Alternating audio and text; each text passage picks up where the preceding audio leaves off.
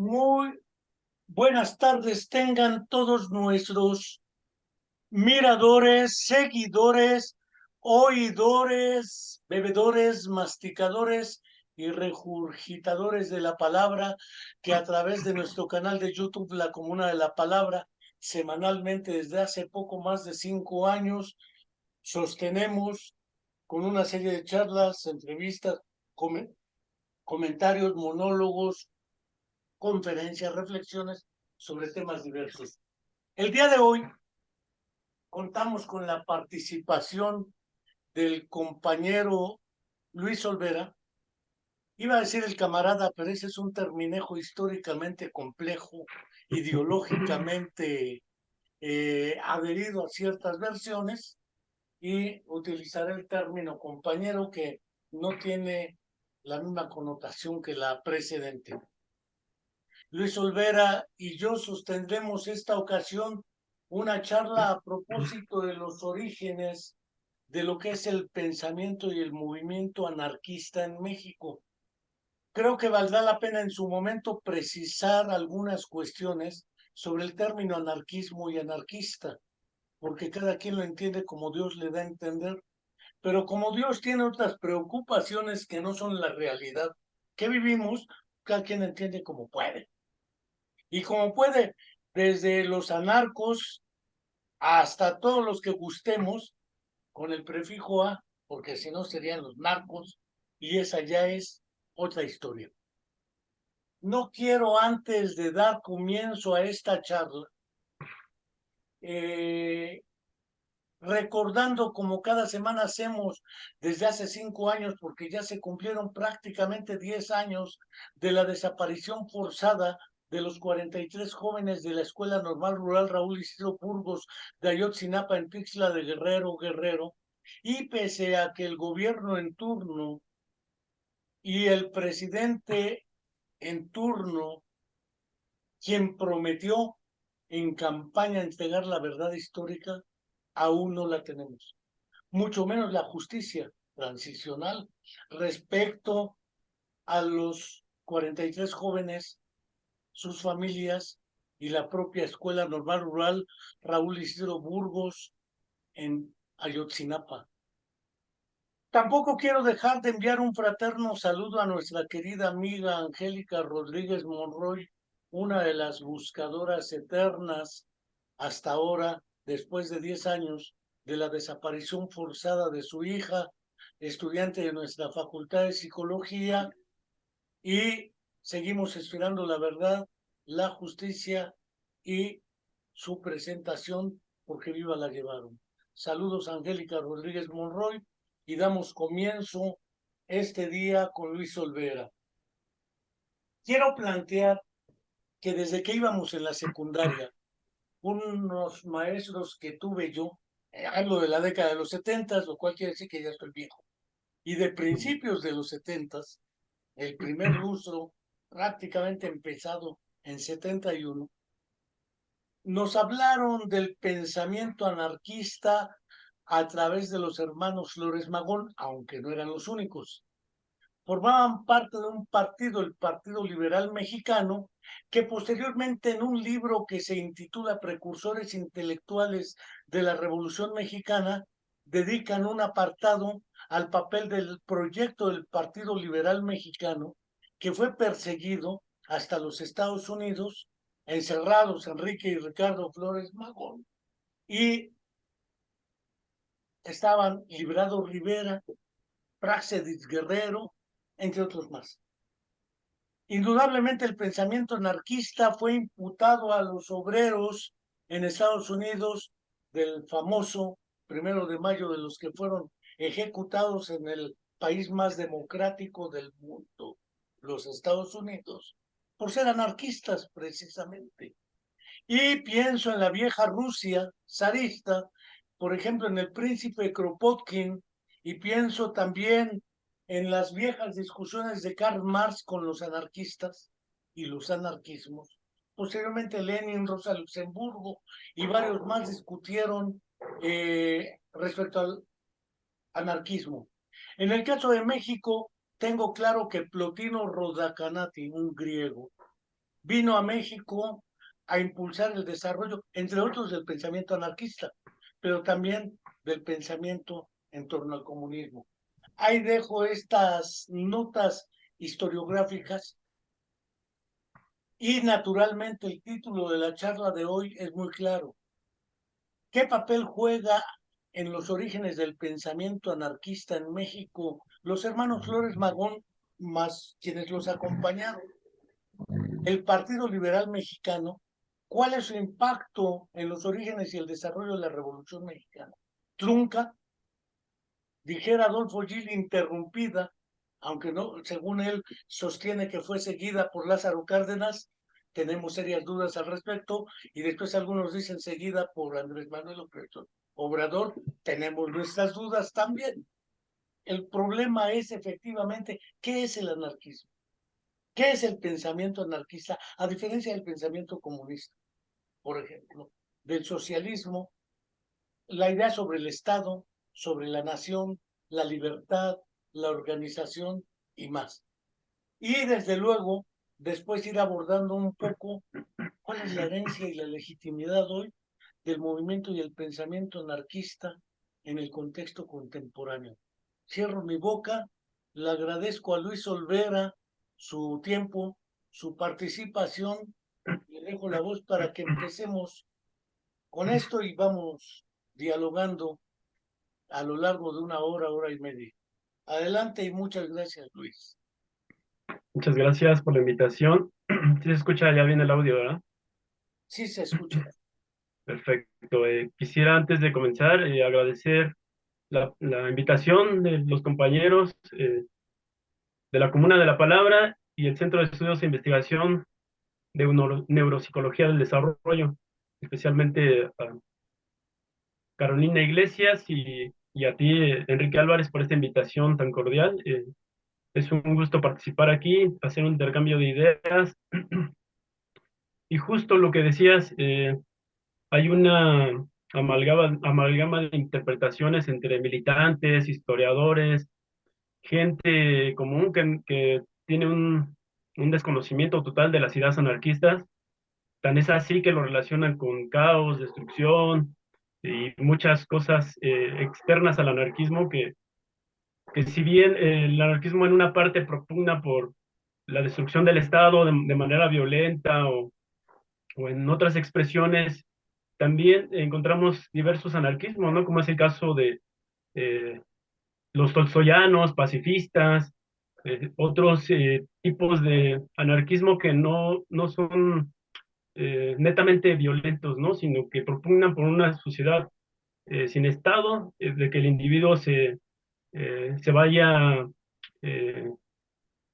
vaya trabajando a sí mismos, personas, personalidad, vaya cambiando todo en sus entornos, en cuanto a su familia, en el trabajo, en la escuela, con sus amigos, con sus amistades, ir cambiando estos entornos, ir de lo sencillo a lo complejo y de lo complejo a lo sencillo, ¿no? Esta forma de organización del anarquismo, eh, muchas veces las practicamos cotidianamente, ¿no? El apoyo mutuo, el ayudar a las personas, el ayudar al más necesitado, el ayudar a quien no tiene, ¿no? Y mucho de esto sucedió, por ejemplo, cuando fue el último temblor que hubo en la Ciudad de México, hubo mucho apoyo mutuo, ¿no? Entre las personas. Y por ahí había eh, algún, alguna imagen que decía que todo eso que se estaba haciendo era el anarquismo, ¿no? Que por qué le daba miedo a las personas actuar de esa manera, ¿no? De manera solidaria, de manera mutua, brindando ese apoyo, brindando muchos lazos de seguridad a las personas, e incluso este, yendo a los escombros, ¿no? Ayudar a limpiar estos destrozos que habían dejado la naturaleza, ¿no? Entonces, hay muchos términos que engloban el anarquismo, ¿no? Hay cualquiera, eh, podría dar una versión distinta, ¿no?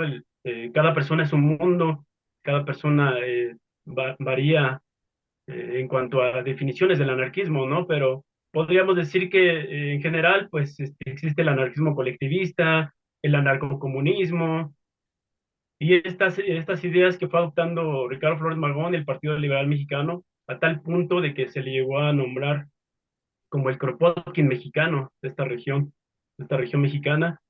Y es muy importante porque ellos, los Flores Magón y los anarquistas del Partido Liberal Mexicano, en sus inicios, las primeras lecturas de ellos fueron directamente obras de tipo sociológico, novelas, Emilio Sola, Máximo Gorki, el propio Bakunin, Kropotkin, León Tolstoy, todos estos personajes que habían participado en procesos históricos, algunos procesos revolucionarios, el propio Víctor Hugo, al lado del Liceo Reclus y otros compañeros eh, franceses, estuvieron promulgando ese cambio a través de la literatura, a través de los cuentos, a través de muchas formas ideológicas del pensamiento, como fue la filosofía, la literatura, y en sus primeras lecturas de los Flores Magón, ellos se empapan de estas ideas, eh, se van retroalimentando de estas ideas, de estos libros que existían en la biblioteca sociológica esta de Camilo Arriaga y que él les prestaba esos libros de forma amistosa para que los leyeran entre los liberales, se discutieran esas ideas y que ellos mismos fueran haciéndose un concepto de lo que eran las ideas en general, ¿no? Las ideas revolucionarias. Eh, estas ideas son muy importantes para el Partido Liberal Mexicano porque a través del liberalismo se irán radicalizando hacia el anarquismo, ¿no? Te escucho. Eh, Quizá valga la pena. ¿Qué diferencias? Es decir, las descripciones que haces pueden acercarse. Referías, por ejemplo, a León Tolstoy. León Tolstoy era un personaje sumamente religioso.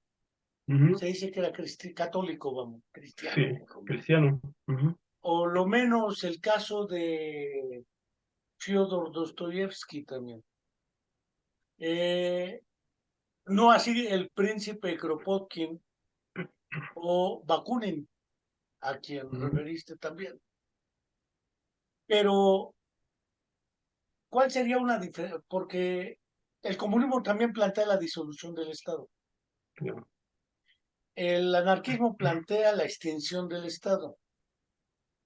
El socialismo que planteó Ho Chi Minh planteaba destruir el Estado, no como categoría en general, el tipo de Estado que tenía, y construir sobre él otro Estado para asegurar la transición entre lo que tenemos y el comunismo, que sería el papel del socialismo. Ujú.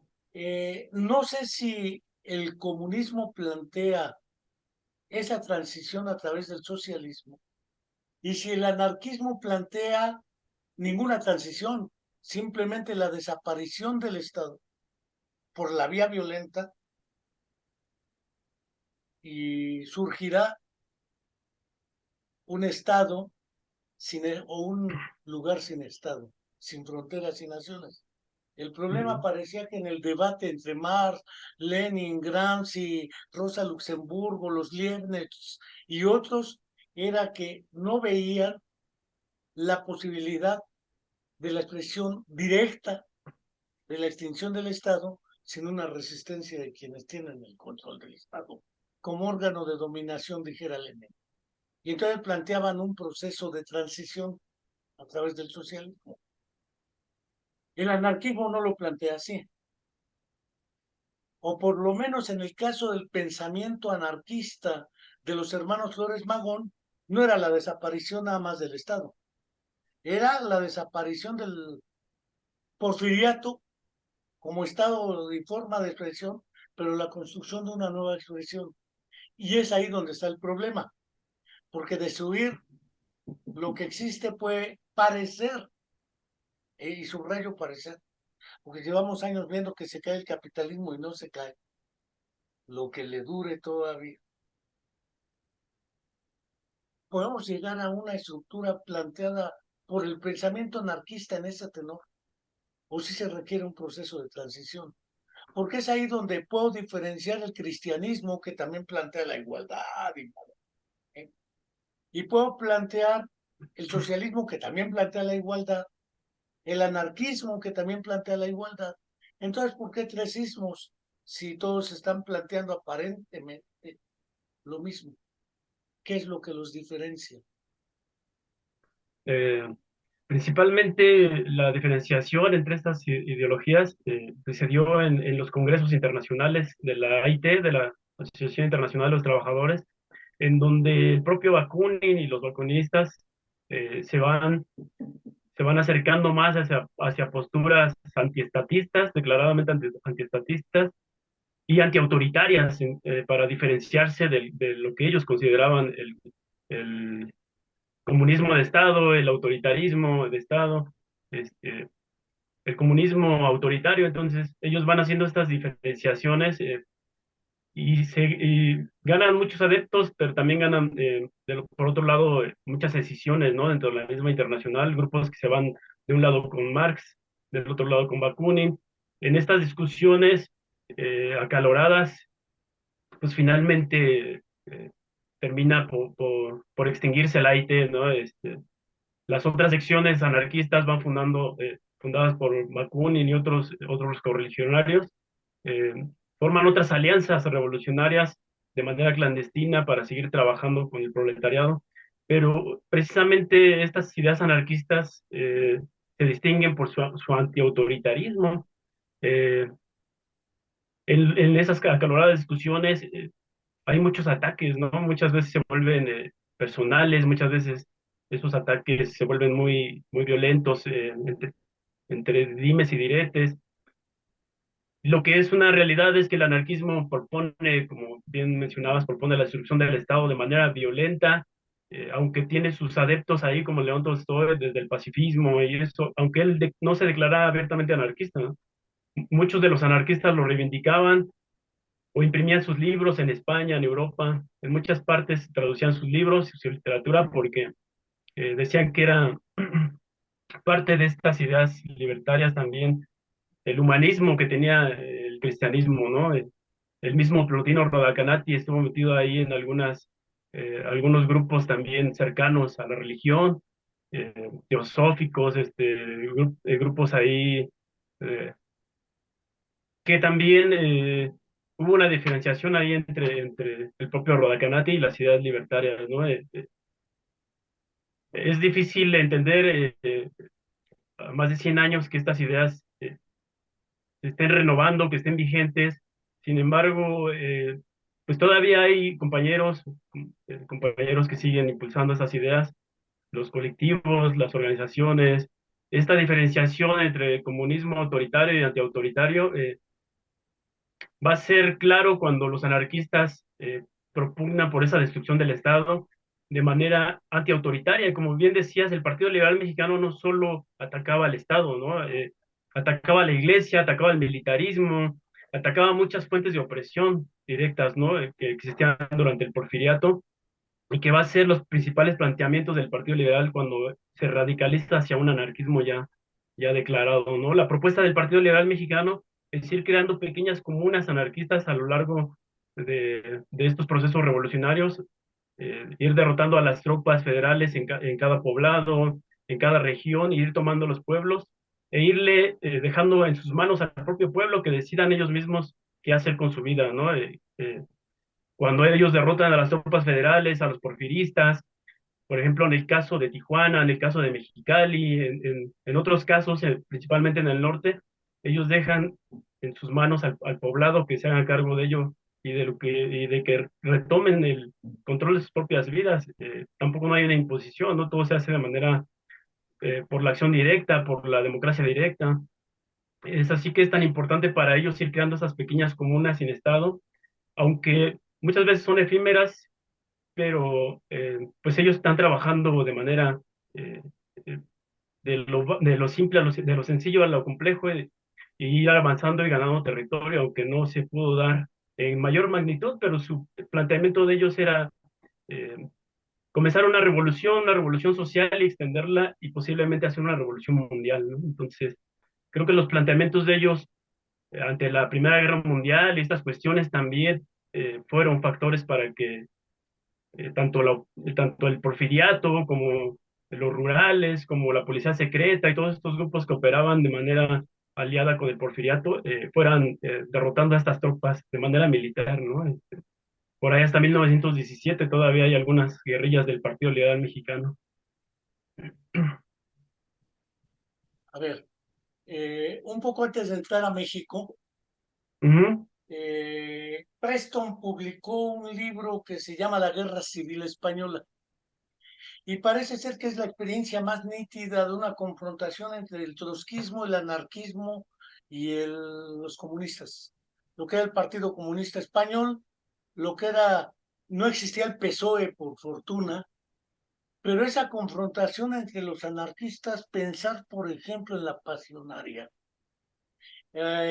pensar, por ejemplo, también en lo que eran los trotskistas, llevó a una fragmentación de los republicanos, además la experiencia militar del franquismo, que era mayor sobre incluso el apoyo internacional a los republicanos del gobierno de Azaña y el apoyo nazi al franquismo.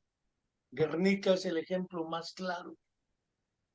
Tengo la impresión de que en prácticamente todos los movimientos desde la Revolución Rusa, el anarquismo ha sido derrotado política y militarmente. Como movimiento estructurado, primero fue en Rusia. Todo lo que es la Primera Guerra Mundial, después del pacto de Brest-Litovsk, Rusia se sale del frente oriental comandado por el Imperio Austrohúngaro, el Imperio Otomano y lo que era Alemania. Queda fuera Rusia, pero en la Segunda Guerra Mundial quien prácticamente derrota militarmente a los nazis desde Stalingrado hasta Alemania es el Ejército Rojo. Eso está muy documentado, creo yo. Paulus se entrega ante el comandante de los rusos y le entrega todo hasta en el campo de Auschwitz. Es decir, parece ser que los movimientos anarquistas, más allá del desprestigio y de la desinformación que existe al respecto, han sido derrotados políticamente. Creo que el primer movimiento, en el caso de la Revolución Mexicana, derrotado fue el Partido Liberal Mexicano y el movimiento anarquista, porque después lo que es el Ejército Libertador del Sur y el Ejército del Norte, Francisco Villa, Emiliano Zapata, fueron los ganadores y probablemente o no supieron que ganaron, o ganaron y no querían el poder, pues llegaron Carranza, Obregón y otros grupos y armaron un Estado que se consolida hasta 1929, después de los caudillismos, cuando nace la primera transformación, el PNR. La segunda surge con el Partido de la Revolución Mexicana en el caso de Lázaro Cárdenas. Después el Partido Revolucionario Institucional y algunos dicen ahora Morena. Son las 4 transformaciones para algunos, pero me parece todavía también discutible tal versión. Lo que tengo claro es que los movimientos anarquistas fueron derrotados política y militarmente, no sé si ideológicamente, porque aún subsisten movimientos anarquistas en la actualidad, pero tengo la impresión de que el proyecto del Partido Liberal Mexicano, en el caso de la revolución, era más avanzado que el propio plan de Ayala, que era un plan regionalizado, pero de ámbito nacional. Lo mismo que el Ejército del Norte. Tenían leyes agrarias, movimientos y tierra y libertad, como lo tienes ahí dibujado atrás, escrito en ujú. la manta roja. Pero el problema, más allá de la tierra y la libertad, más allá de la patria y la libertad, porque la patria es la nación e implica un Estado.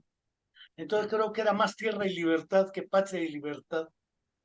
Pero en el fondo, hasta muy recientemente, tengo la impresión de que para algunos han sido derrotados, no necesariamente.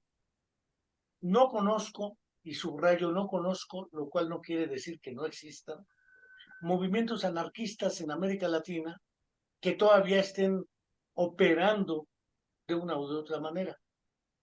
En el caso de México sabemos el papel de la Cuarta Transformación y el liderazgo caudillista de Andrés Manuel López Obrador en un frente que no es partido Morena, porque cabe de todo, desde Lili Telles hasta el PAN, hasta el PRI, hasta los que quieran santificarse que pasen por Morena. Así lo dijo prácticamente, no textualmente, Claudia Sheinbaum. Estamos abiertos a quien quiera entrar. Y de saltimbanquis y cirqueros que saltan de un lado a otro, somos testigos hoy. Pero el problema del movimiento anarquista, ya no digo como estructura orgánica, sino como movimiento, como pensamiento subsiste, pero como movimiento, ¿qué perspectivas? Si vamos viendo entonces eso, ¿fueron derrotados históricamente o solamente están por ahí agazapados esperando mejores coyunturas? Desde luego, históricamente el Partido Liberal Mexicano fue derrotado militarmente, ¿no? No así siguieron los grupos de manera clandestina operando, grupos en Estados Unidos, grupos en otras partes. eh, en Puerto Rico, por ejemplo, había un grupo de regeneración, en Argentina había algunos grupos, en España había algunos grupos adheridos al Partido Liberal Mexicano. eh, pero militarmente, pues el Partido Liberal hasta 1917 queda ya desarticulado, ¿no? Hay algunos que mencionan que antes, otros después, pero yo he encontrado todavía algunos combates, todavía algunos manifiestos de guerrillas en 1917, que precisamente están en el norte todavía de México y que a lo largo del proceso revolucionario se mantuvieron de manera muy clandestina, sobre todo mandando mensajes a la Junta Organizadora del Partido Liberal Mexicano. Uno de ellos era un grupo organizado, un grupo clandestino de grupos en la frontera norte, que hacía comunicados anarquistas y los hacía llegar a la Regeneración, quienes lo publicaban, entre otros también, por ahí los conocidos como los mártires de Texas también hacían proclamas y hacían levantamientos en Texas. Después de 1912, 13, todavía hay algunos levantamientos registrados en Texas. Y por ahí hay grupos dispersos, ¿no? Aunque fueron derrotados militarmente, creo que esta plataforma organizativa del Partido Liberal Mexicano fue muy importante eh, para ahondar en esos planteamientos que tú puntualizabas sobre tierra y libertad y llevar esto a la práctica, no solo a la palabra, sino también en los hechos, estar expropiando las haciendas, estar expropiando la tierra. En algunos poblados en los que ellos de manera orgánica pues ganaban esos territorios y lo regresaban a los pobladores, a los indígenas, a la gente campesina, a la gente que estaba organizada en esos poblados. Es importante mencionar que esas guerrillas no tenían como un mando militar como ahora se conoce, ¿no? Esas guerrillas estaban de manera autónoma, cada una no dependía una de la otra y todas eran elegidas de manera democrática entre los mismos miembros de la guerrilla. Muchos miembros de la guerrilla eran de los dirigentes eran de condición indígena, muchos de ellos tenían contactos con las comunidades en el norte, con los Ucapá, con los Quiligua, con los Paipai, con los Yaquis, Mayos, eh, los mismos mazatecos, tenían ahí grupos guerrilleros del Partido Liberal Mexicano. Y esta influencia que hubo en estas comunidades, en estas poblaciones, fue lo que es la base del Partido Liberal Mexicano, eh, la base fundamental del Partido Liberal Mexicano, estos grupos, más de 50 grupos armados, más de 100 grupos de regeneración en Estados Unidos, cerca de 20,000 miembros del Partido Liberal Mexicano adheridos a la Junta, eh, que van evolucionando en su pensamiento y en su actuar también. Muchos de estos grupos no se ven o no suelen aparecer tanto como Praxis Guerrero, como Livado Rivera, como Ricardo Flores Magón, que siempre son los pilares de ahí de los más visibles dentro del periódico Regeneración, pero es una infinidad de personajes que están ahí metidos, ¿no? Desde liberales hasta anarquistas, hasta bandidos sociales, gente de diversas ideologías también, o sea, socialistas, que ya después de 1911, pues ya hay una ruptura ahí entre muchos de estos grupos y entre muchos del apoyo que se les brindó por ejemplo, del Partido Socialista en Estados Unidos, de los Wobblies, de muchos grupos de obreros, de la Western Federation of Miners. Eh, Creo que estas ideas del Partido Liberal Mexicano fueron tan fundamentales para el propio Zapata que se apropia de este lema dentro de esas dentro de esos acercamientos que hay entre el Partido Liberal Mexicano y Zapata, los enviados de los diversos grupos entablan ahí conversaciones y es ahí como Zapata manda a decir que le interesa ese lema, que se lo quisiera apropiar también para su lucha y para y que eran las palabras que él necesitaba, ¿no? Para entrar a la revolución. Eh, Quizá valga la pena referirse a la Asociación Internacional de los Trabajadores y las internacionales socialistas, primera, segunda, tercera, cuarta internacional. Prácticamente la discusión era sobre la construcción del socialismo o la transformación de lo que hay con sus diversas discusiones y luchas. Sin embargo, el caso de América Latina particularmente, de México para abajo, pensemos el Perú, que lo resalta mucho José Carlos Mariátegui en sus 7 ensayos sobre la realidad peruana. Además es fundador del Partido Comunista del Perú.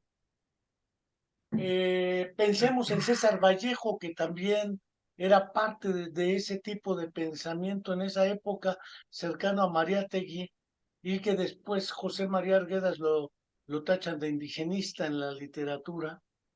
Pero el problema de Perú, Bolivia, Guatemala, después el surgimiento de los movimientos armados en América Latina a partir de la segunda mitad del siglo XX, con el triunfo de la Revolución Cubana, como hecho que impulsa diversos movimientos, nos lleva a darnos cuenta de que el movimiento obrero es el menos fuerte en la estructura de la organización de estos movimientos y por el otro lado es el movimiento campesino y los indígenas, un poco como China, que entonces cobra relevancia lo que se dio en llamar el maoísmo. Estamos históricamente plagados de ismos.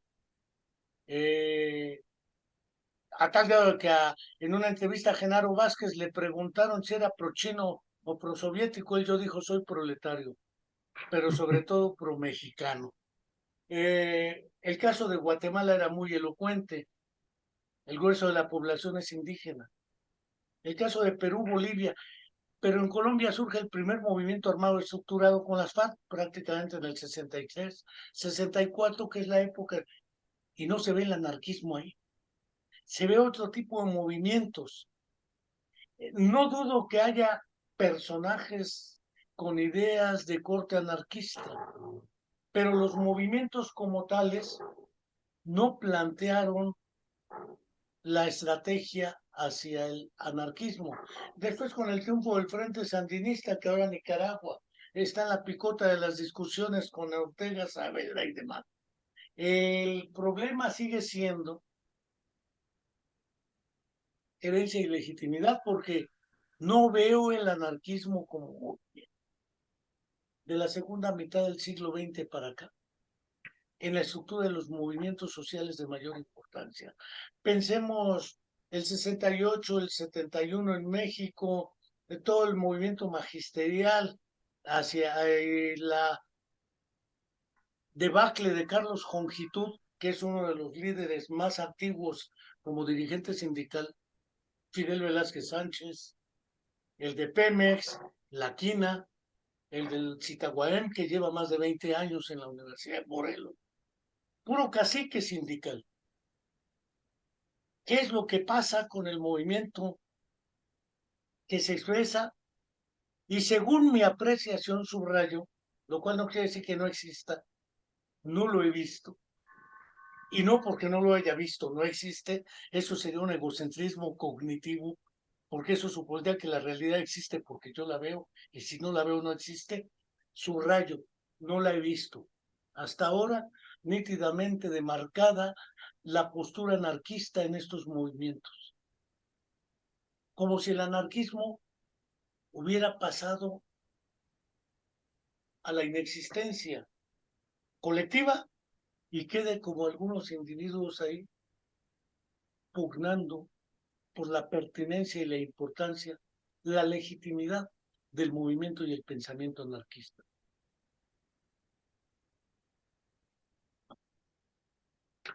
Sí, desde luego hay una fractura ahí en el movimiento anarquista, desde luego hay mucho, muchos grupos aislados también, muchos personajes que de manera individual eh, tienen tendencias anarquistas, o organizaciones, grandes organizaciones no se pueden, no se visibilizan como, como estos grupos comunistas, como estos grupos socialistas. No hay, creo que hace falta más también acercamiento hacia los movimientos campesinos, hacia el movimiento obrero, nuevamente volverse a acercar y hacer trabajo de base ahí con esos grupos.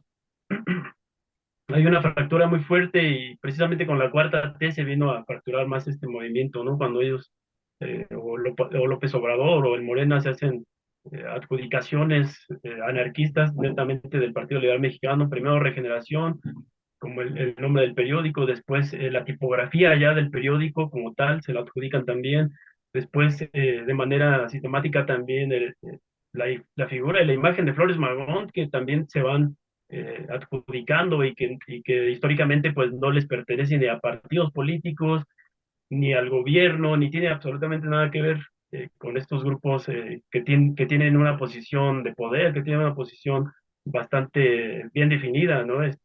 Creo que la cuarta T también forma parte de este fracturamiento en general de las izquierdas, ¿no? No solo del anarquismo, sino del socialismo, del comunismo y de muchas otras corrientes que no se visibiliza tan, tan fuerte como quisiéramos, ni tampoco muchos entraron a participar de lleno en este proceso también, muchos grupos de la propia izquierda, muchos movimientos sociales entraron porque pensaban que esta era la opción, que pensaban que este era el verdadero cambio.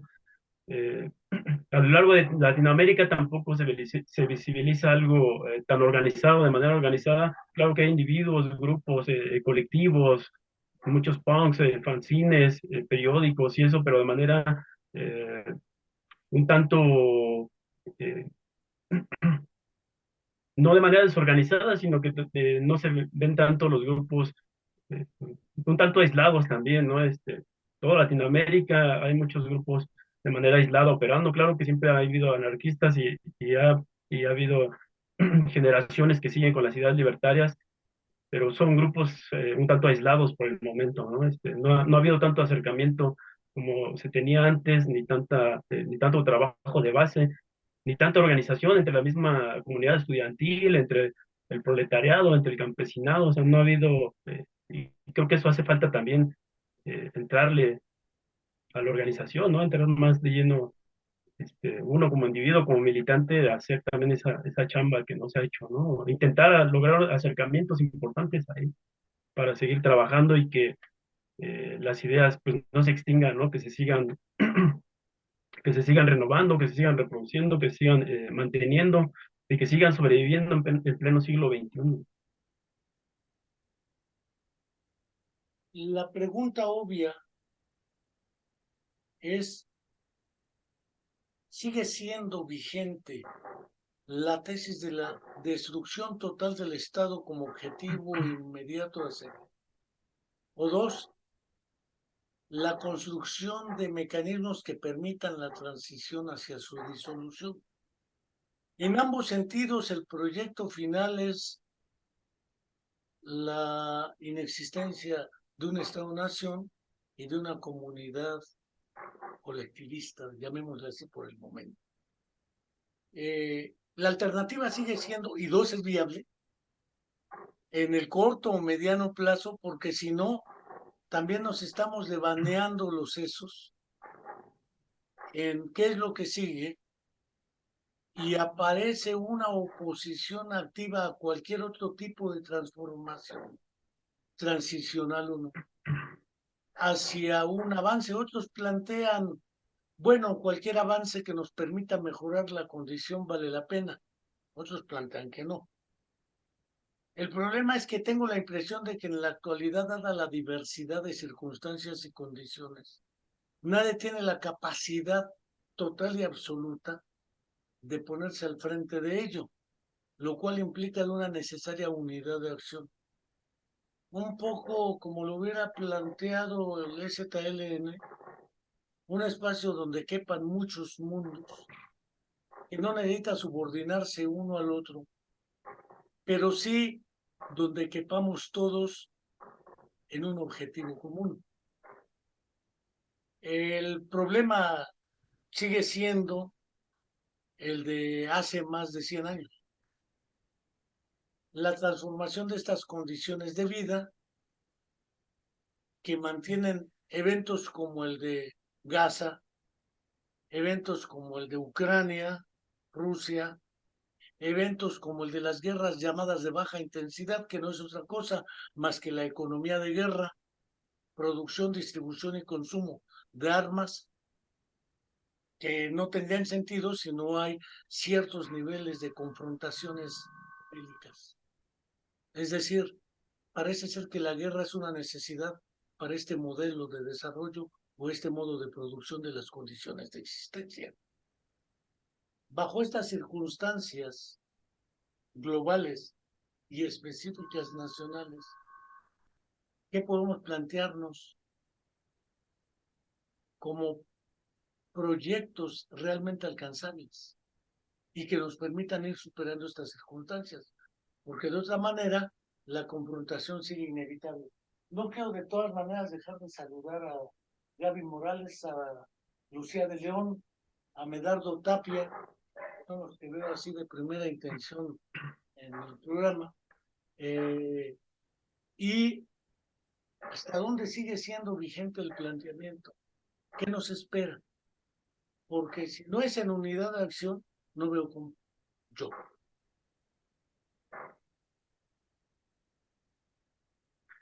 Claro, sí hace falta más unidad y hace falta más organización, hace falta acercamientos importantes entre los diversos grupos. Desde luego, los anarquistas siempre han actuado de manera muy independiente, muy autónoma, pero creo que es una crisis en general, una crisis de las izquierdas en general. El anarquismo lo ha resentido mucho más también a partir eh, de, de de no estarse renovando constantemente también, de no estar renovando la crítica, de no estar haciendo aportes tanto en lo histórico como en lo colectivo, de estar, muchos grupos están dispersos, muchos grupos, muchos individuos están eh, actuando de manera muy uniforme, muy individual. Hace falta crear federaciones, hace falta crear grupos de trabajo eh, colectivo, precisamente hacer esos acercamientos y brindar una posibilidad de que esto puede cambiar y de que eh, cada vez es más lejano estas revoluciones, cada vez es más lejano el pensamiento de que se pueda concretar, porque cada vez se fortalece más el Estado, cada vez son más fuertes los organismos de represión, cada vez es más latente también los medios.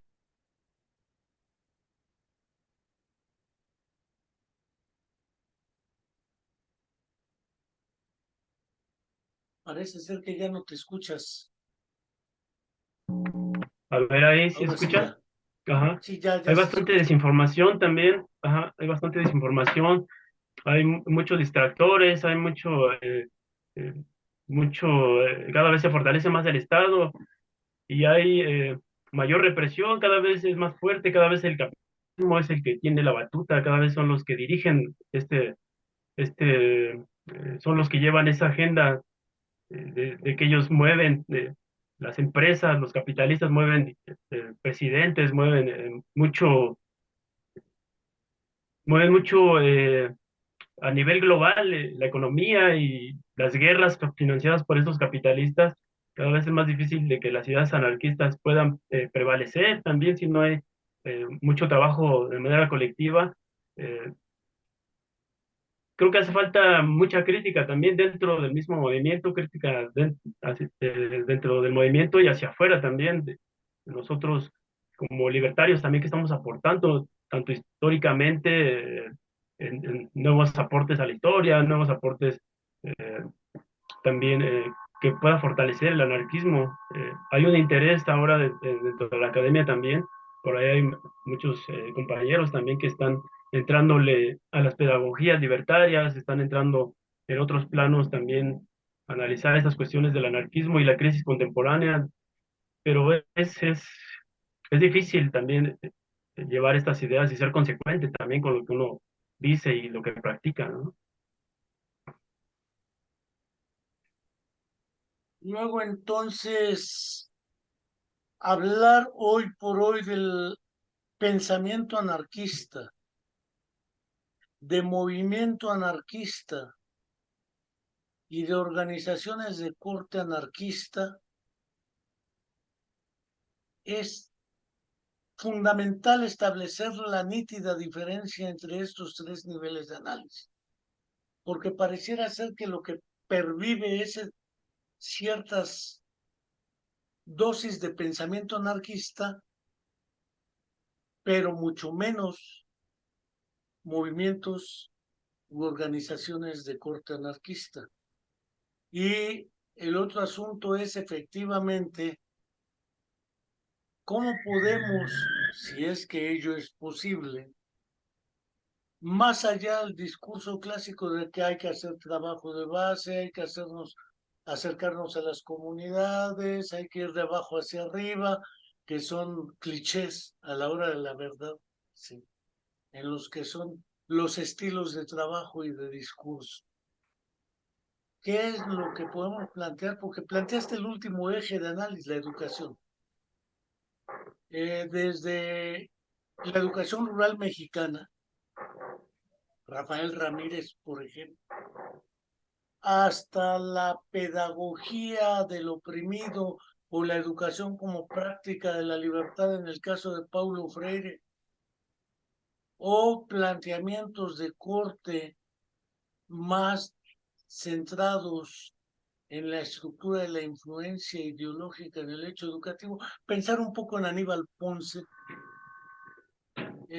nos lleva también al supuesto de que la educación, desde la educación básica hasta la educación superior, son una de las herramientas privilegiadas para acercarse a ello. Indudablemente abre la puerta hacia el magisterio y hacia los movimientos dentro de lo que es la educación escolarizada, porque la educación escolar no se reduce a la educación escolarizada, planteamiento que Iván Ilich dejó bastante claro en la educación desescolarizada, pero estar planteando como parte, digámosle, acercándonos al final, pues ya casi cumplimos una hora de programa, eh, recuperar la educación formal o escolar como una herramienta para la estructuración del pensamiento crítico y libertario en los educandos.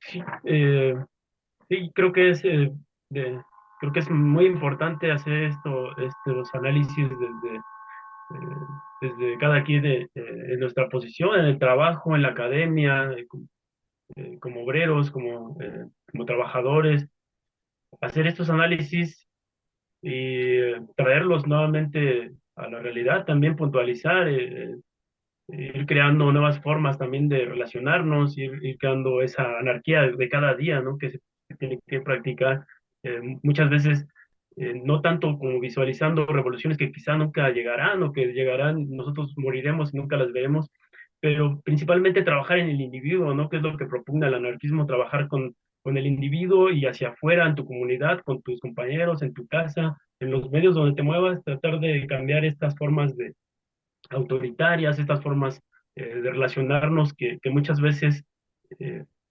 desde casa se tiene que empezar a trabajar estos planteamientos también y posteriormente pues acercarse también hacia estos grupos organizados, las organizaciones sociales que ahora persisten, los que están luchando, lo mismo mencionabas, hacer acercamientos con las madres buscadoras, con los que están protestando por los asesinatos de los de Ayotzinapa, las mismas protestas contra la invasión israelí en Palestina. Hace falta mucho trabajo y mucho acercamiento a las organizaciones sociales. No se ha visto realmente muchos punks o anarquistas que estén ahí involucrados de manera directa, como quizá en principios del 2004, las marchas contra la guerra, los, los, po- el- las marchas que se hacían por la libertad de presos muy importantes, como el caso de Mumia Abu Yamal, y otros personajes que estaban ahí eh, encerrados por mucho tiempo. Hace falta también trabajar en estas eh, académicamente, cada quien de lo que pueda aportar. Los compañeros creo que están haciendo una labor importante, estos grupos de pedagogía anarquista, llevando talleres, organizando charlas, y relacionándose de manera distinta también entre el profesor y el alumno. Creo que hace falta mucho que hacer todavía. Hubo un tiempo, y cuando digo hubo es casi muy nostálgica mi expresión. Hubo un tiempo en que se planteó la necesidad de escuelas de cuadros.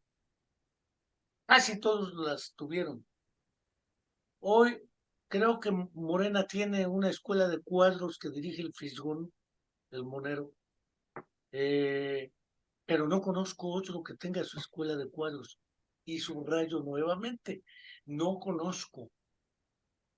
Por ahí debe haber algo en el movimiento y pensamiento anarquista, porque de otro modo, eso de hacer seminarios, círculos de estudio era muy clásico el siglo pasado. Ahorita probablemente haya por ahí algunos vestigios, porque las instituciones educativas formales tienen sus yugos que constriñen esta posibilidad, aunque se hable de libertad de cátedra y otras especies. A la hora de la verdad, la estructura curricular te impone normas en objetivos, contenidos, actividades y tareas pedagógicas. Una buena alternativa sería las escuelas de cuadros. Podría ser, si es una buena pregunta. Es una buena pregunta que hay que analizar y que se podría plantear, porque también la otra visión que planteaba Illich también es muy desapegada a sus planteamientos, ¿no? Los anarquistas también eh, propugnan o siempre han eh, intentado hacer acercamiento desde los niños, desde hacer trabajo con la niñez, porque Francisco Ferrer Guardia tenía fe en que eso podría cambiar o que podría evolucionar, y podrían ser mejores personas, mejores seres humanos, y que eso podría cambiar en el individuo, en su entorno también. Era muy importante para él hacer esa función que ahora no se cumple, ¿no? Hacer esas escuelas racionalistas, hacer esos centros de estudio educativo en donde el individuo pensara de manera racional y que se cuestionara muchos aspectos de la vida también, de las cuestiones cotidianas sobre todo.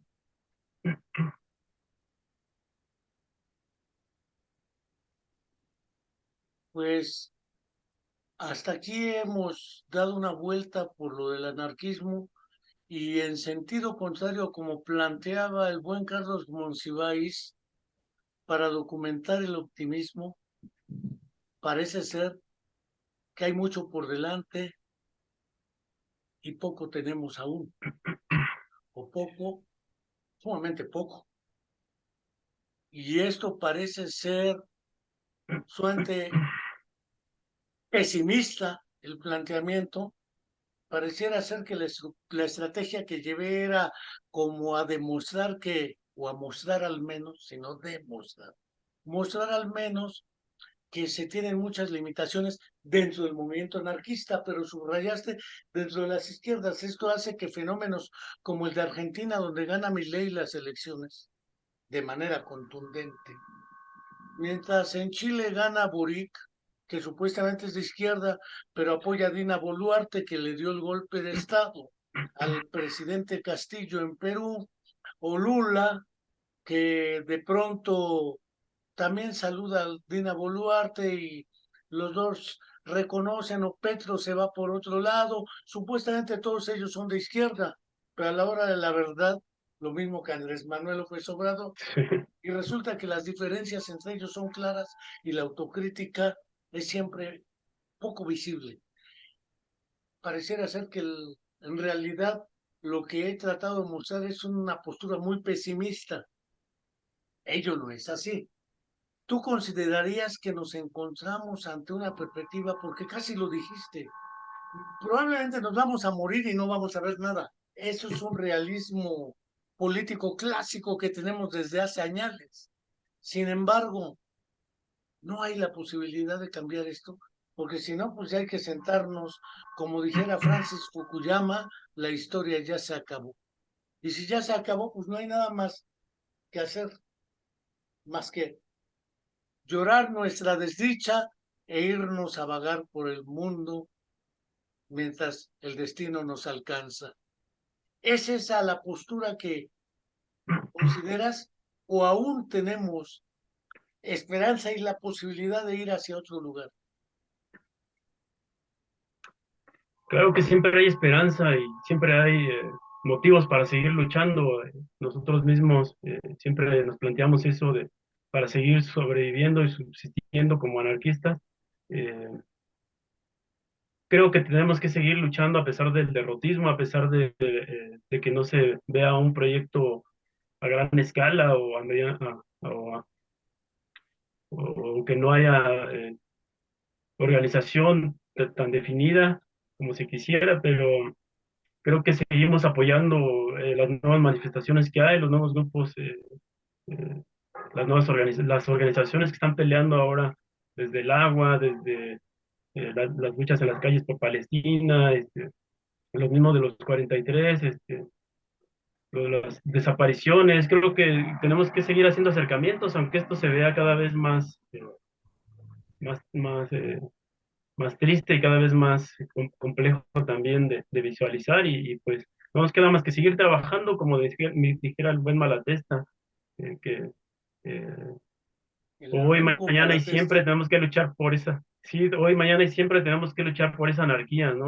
Aunque no lo veamos ni hoy ni mañana, ni quizá cuando nos vayamos, pero tendríamos que estar en esos procesos revolucionarios, en ese momento histórico que nos ha tocado vivir y no nos queda más que seguir eh, resistiendo y seguir apoyando los grupos que siguen, que siguen luchando, ¿no? Aunque de manera esporádicamente nos mantengamos ahí como individuos, como pequeños grupos, pero tenemos que seguir luchando, no queda de otra. Leo el saludo de Eckhart Tonatiuh, dos nombres náhuatl. Saludos a Sí. Luis Maldonado. ¿Podría mencionar textos que aborden estas diferencias entre las distintas ideologías, comunismo y socialismo versus anarquismo? Y felicita la charla. Pero yo nada más pondría otra interrogante, el versus. En realidad, socialismo, comunismo y anarquismo son mutuamente excluyentes. Y si podrías dar algunas referencias. Y desde luego, pues hay que revisar los debates entre Bakunin y Marx, los textos sobre la internacional, hay que volver a releer, hay que volver a esas lecturas como bibliografía a este compa que pregunta. Hay otro libro también importante que es una discusión, el libro es de Rudolf Rocker, que habla sobre anarquismo y otro, otro personaje que habla sobre comunismo. Es una discusión intercalada entre los dos. El libro aporta la mitad del libro, la visión de Rudolf Rocker como militante anarquista y la otra visión del compañero este comunista. Y es un buen aporte, es una discusión que podría eh, recomendar que la revisara. El otro es un libro de una compilación de Alfredo Velarde también, eh, sobre estas discusiones entre Marx y Bakunin, y que más allá de diferencias, él trata de buscar como lo más allegado de los dos autores a los planteamientos de la destrucción del Estado. Es un acercamiento bastante interesante también a analizar. Y el título no lo tengo a la mano, pero creo que también son textos que hay que volver a releer también. El primer libro de qué editorial es o dónde se consigue, porque Sí, dame un momento. sí, mientras pues, sí, un poco la idea de este tipo de programas es tener un buen repositorio de diversos temas para la reflexión, el análisis y la discusión. Todos están en el canal de YouTube La Comuna de la Palabra y en el canal de Spotify como podcast de La Comuna de la Palabra. Desde luego que reitero la invitación a suscribirse a nuestros canales de YouTube y Spotify de La Comuna de la Palabra y poder así ir ampliando esta red que ya prácticamente llegamos al millar de suscriptores. Esperemos este año llegar al millar antes de terminar el año y empezar el próximo año. Y ahorita seguramente Luis Olvera nos dará las referencias un poco más precisas para quienes quieran buscarlo. Saludos a Luis de Carolina Iglesias. Mira, estos libros los recomendaría, que son los que encontré ahorita a la mano. Uno de ellos es Más sobre marxismo y anarquismo, de Rudolf Rocker. Ahí no sé si se puede ver bien en la imagen. Y el otro que comentaba también, uno de ellos es Anarquismo y comunismo científico, de Luigi Fabre y Nicolai Bujarin. Confrontación ideológica entre un teórico marxista y un anarquista. Y dos textos aclaratorios sobre el mismo tema, de Rudolf Rocker. Pues ahí están dos referencias para seguir y debe haber más. Sí, Seguramente hay leer mucho más. directamente a Sí, Malatesta, sí, leer directamente a Bakunin, a Proudhon, a Kropotkin, claro, leer sí. al mismo Tolstoy, leer este y eso nos dará alguna idea. Pero más allá de las referencias y esto, no sé si para cerrar esta charla, además de agradecerte tu tiempo y participación, quisiera cerrar con alguna idea a este respecto. Eh, pues sobre todo quisiera agradecer también el- la invitación, más que nada agradecer la invitación, y pues que seguimos trabajando también por en otras historias del Partido Liberal Mexicano. El primer libro que se publicó en relación a, a este proyecto del Partido Liberal fue La Revolución Social en el Norte de México y las comunas anarquistas del Partido Liberal Mexicano, de 1911 a 1915. También, si lo pueden ahí de manera conseguir, de manera directa, se pueden comunicar conmigo. El otro aporte que se hizo fue el de Revolucionarias, Rebeldes y Anarquistas, las mujeres en el Partido Liberal Mexicano, que salió este año y que fue un trabajo colectivo con compañeras y con la editorial y muchas compañeras que se involucraron de manera directa en este trabajo.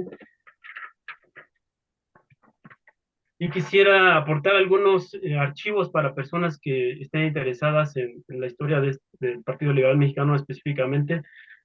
Podría citar el archivo digital del Instituto Internacional de Historia Social de Ámsterdam, en Holanda, que es I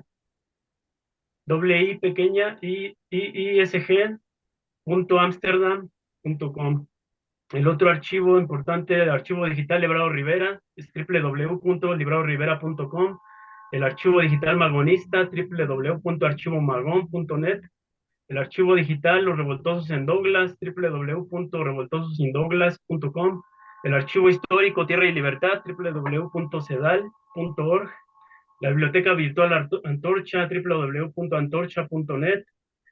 El archivo Espías y Revoltosos de 1902 a 1923, www.espiasyrrevoltosos.com. Para quien quisiera abordar más sobre estos temas del Partido Liberal Mexicano, ahí dejo sus archivos para que los puedan consultar, son archivos digitales. Y si alguien quisiera comunicarse contigo a través de un correo electrónico porque tu iluminación es un poco oscura y casi no se vieron los libros, que me parece más Sí, práctico que quien quiera se comunique por mail contigo. Si nos dices tu mail, quien quiera se podrá comunicar y claro. solicitar la información más directamente. Sí, el mail es luis-olvera1984 @hotmail.com, ¿El guión es bajo o medio? guión medio. Sí, se fue ahí. Luis-medio Olvera Ajá, @hotmail.com. ¿Sí? sí, correcto. Sí, correcto. Pues entonces cerraremos esta charla, no sin dejar de agradecerte. Siste Cecilia Mendoza Banton, saludos Luis F.O. Maldonado. Nuestra lucha es cotidiana desde nuestros espacios cercanos, como la familia, el trabajo, la calle, pero depende más del ejemplo que de las ideas, porque México está muy permeado por Morena. La clase obrera cree que eso es lo más radical que conocen y desde luego queda en suspense. Pues muchas Toda la gracias, razón. Luis, y estaremos aquí para otra ocasión seguramente. Muchas gracias, Gracias Enrique. Gracias a a todos los organizadores. y gracias a quienes nos siguen. Hasta luego. Saludos.